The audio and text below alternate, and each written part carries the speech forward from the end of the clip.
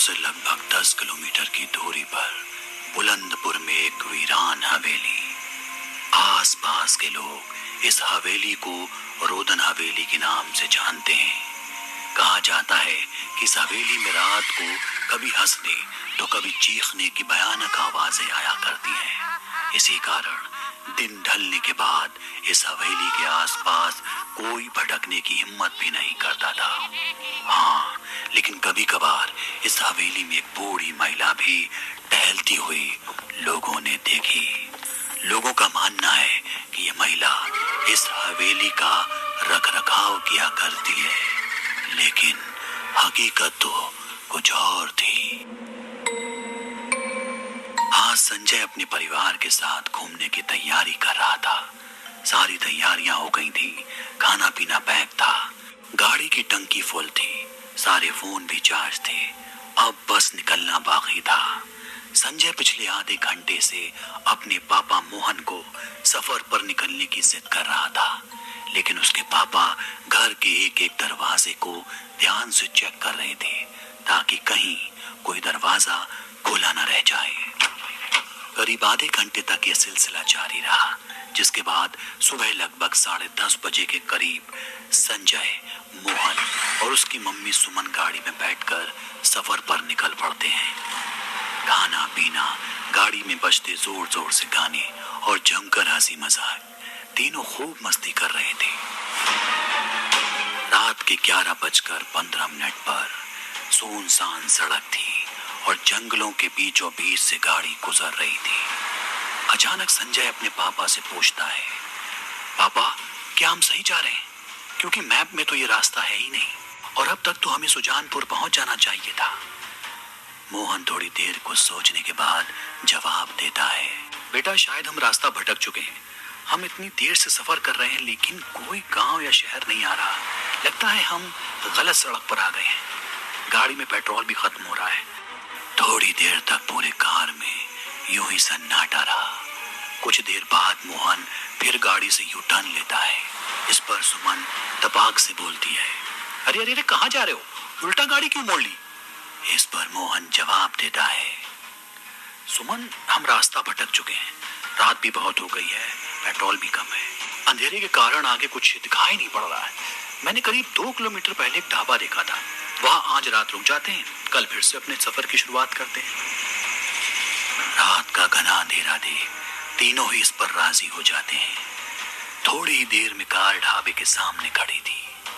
ढाबे में एक सन्नाटा पसरा था। तीनों गाड़ी से निकलकर ढाबे की तरफ बढ़ते हैं। क्या है साहब? अचानक एक बुजुर्ग आदमी आवाज देता है। तीनों चौंक जाते हैं। मोहन पूछता है, बाबा क्या सुबह तक हम यहाँ ठहर सकते हैं? बूढ़ा आदमी जवाब देता है, नहीं, यहाँ नहीं ठहर सकते। मेरे ढाबे में कोई कमरा नहीं है और बाहर जंगली जानवर रात भर घूमते रहते हैं। बूढ़े की बात सुनकर मोहन कहता है, कोई बात नहीं, हम यहीं कार में सो जाते हैं। आप बस कुछ खाने पीने का इंतजाम कर दो। आप हवेली क्यों नहीं चले जाते? हवेली? कौन सी हवेली? यहाँ से कच्चा रास्ता हवेली के लिए जाता है, वहां जाकर आप रुक सकते हैं। यहाँ आपको खतरा है। अक्सर आप जैसे लोग वहां रात बिताते हैं और सुबह चले जाते हैं। मोहन को लगता है कि यहाँ रुकने से अच्छा है हवेली चला जाए। तीनों गाड़ी में बैठते हैं और हवेली की तरफ चल देते हैं। काली रात में हवेली दूर से नजर आ रही थी। संजय कहता है, पापा वो देखो हवेली, अब हम सुकून से यहाँ सोएंगे। हवेली के बाहर कुछ देर दरवाजा खटखटाने के बाद अंदर से एक बूढ़ी महिला लड़खड़ाते कदमों से बाहर आती है और गुस्साते हुए कहती है, अरे ये गाड़ी की लाइट बंद करो। कौन हो तुम लोग और क्यों आए हो? इस पर मोहन कहता है, माफ कीजिएगा अम्मा, हमें रात यहाँ रुकने के लिए कुछ जगह चाहिए। इस पर बूढ़ी महिला कहती है, इस हवेली में मुफ्त में नहीं रहने मिलेगा, इसके लिए तुम्हें कुछ कीमत चुकानी होगी। मोहन ये सुनकर तपाक से बोलता है, हाँ अम्मा मैं राजी हूँ, बताइए क्या कीमत है, मैं अभी दे देता हूँ। बूढ़ी महिला चेहरे पर मुस्कान के साथ हल्की आवाज में दोहराती है कीमत चुकानी पड़ेगी, सोच लो। मोहन थोड़ा झिझकता है, लेकिन इतनी घनी रात में बामुश्किल एक ठीक ठाक रहने की जगह मिलने के चलते राजी हो जाता है। बूढ़ी महिला उन्हें अंदर बुलाती है और 3 अलग अलग कमरे दिखाती है। इस पर मोहन बोलता है, अम्मा 3 कमरे की जरूरत नहीं है, हम एक ही में सो जाएंगे। इस पर बूढ़ी महिला बोलती है कि अगर हवेली में रहना है तो अलग अलग कमरों में सोना होगा। इस हवेली का नियम है कि परिवार के सदस्य एक साथ नहीं रह सकते। मोहन का बेटा संजय भले ही थोड़ा डरा हुआ था, लेकिन इस शर्त को मान लेता है, जबकि उसकी मां सुमन अभी भी संकोच में होती है। जैसे तैसे सब अपने अपने कमरे में जाकर सोने लगते हैं। देर रात अचानक सुमन की नींद खुलती है। वो संजय के कमरे में उसे देखने जाती है, लेकिन दरवाजे पर ठहर जाती है, क्योंकि कमरे में संजय के किसी बच्चे से बात करने की आवाजें आ रही थी। जैसे ही सुमन दरवाजा खोलती है, देखती है कि संजय वहां से गायब था। ये देख वो जोर जोर से चिल्लाती है। सुमन की आवाज सुनकर मोहन भी तुरंत वहां पहुंचता है और दोनों संजय को ढूंढना शुरू कर देते हैं। कुछ देर बाद उन्हें फिर संजय की आवाज सुनाई देती है, जैसे वो किसी से बात कर रहा हो। ये आवाज एक पुराने बड़े से बरगद के पेड़ से आ रही थी। मोहन और सुमन पेड़ की तरफ भागते हैं और वहां का मंजर देखकर उनके रोंगटे खड़े हो जाते हैं। पीपल के पेड़ पर वही बूढ़ी औरत चुड़ैल की शक्ल में बैठी थी। उसके बाल और पैर जमीन से छू रहे थे। लंबे लंबे दांत और आंखें नीचे की ओर लटकती हुई।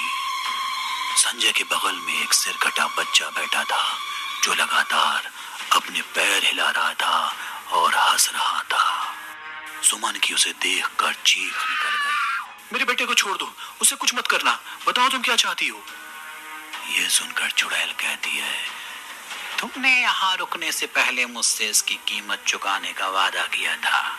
यहाँ ठहरने वाला हर शख्स कीमत चुकाता है, तुम भी चुकाओगे। मेरी कीमत है खून, तुम सबका खून। मोहन कहता है, ऐसा नहीं हो सकता, अगर तुम्हें कुछ और चाहिए तो बताओ। चुड़ैल अपनी चीखती हुई आवाज में कहती है, तो क्या मुझे देगा, मेरे पास सब कुछ है। याद है मैंने तुम्हें हवेली के नियम के बारे में बताया था। यहाँ कोई भी परिवार का सदस्य साथ नहीं रह सकता। तुम लोगों की तरह एक रात गाड़ी से एक परिवार आया था। मैंने और मेरे पति ने उन भटके हुए लोगों को सहारा दिया, लेकिन बदले में क्या मिला? मुझे, मेरे पति और मेरे बच्चे को उन लोगों ने रात में तड़पा तड़पा के मार डाला और हमारी लाशें उन्हीं कमरों में दफन कर दी जिसमें तुम लोग ठहरे थे। वो मेरा सब कुछ लूट कर चले गए। जो इस हवेली में आएगा उसे कीमत चुकानी होगी। अब इस हवेली की हर जगह लाशें ही लाशें दफन है। वहां मोहन अपने बेटे को छोड़ देने की गुहार चुड़ैल से लगा रहा था। इधर ढाबे वाला बाबा हवेली पहुंचकर गंगा जल छिड़कना शुरू कर देता है और बरगद के पेड़ की तरफ बढ़ता है। बाबा मोहन से कहता है कि पीछे हटो और गंगा जल का लोटा बरगद के पेड़ पर फेंक देता है। चुड़ैल और सिरकटा बच्चा चीखते हुए जमीन पर आ गिर पड़ते हैं और देखते ही देखते गायब हो जाते हैं। बाबा संजय को पेड़ से उतारता है और सभी ढाबे पहुंचते हैं। सुबह हो चुकी थी। ढाबे पर पहुंचने पर मोहन बाबा से पूछता है कि आपने हमें उस हवेली में मरने के लिए क्यों भेजा था। इस पर बाबा जवाब देता है, मैंने तुम्हें जिस हवेली की तरफ भेजा था वो सड़क की दूसरी तरफ है। वो देखो, यहाँ से दिख रही है। पुरानी हवेली की चुड़ैल ने तुम्हें भटकाकर अपनी हवेली में बुला लिया। तुम खुशकिस्मत हो कि मैंने तुम्हारी पत्नी की चीख सुन ली और मौके पर पहुंच गया, वरना उस हवेली से आज तक कोई वापस नहीं आया।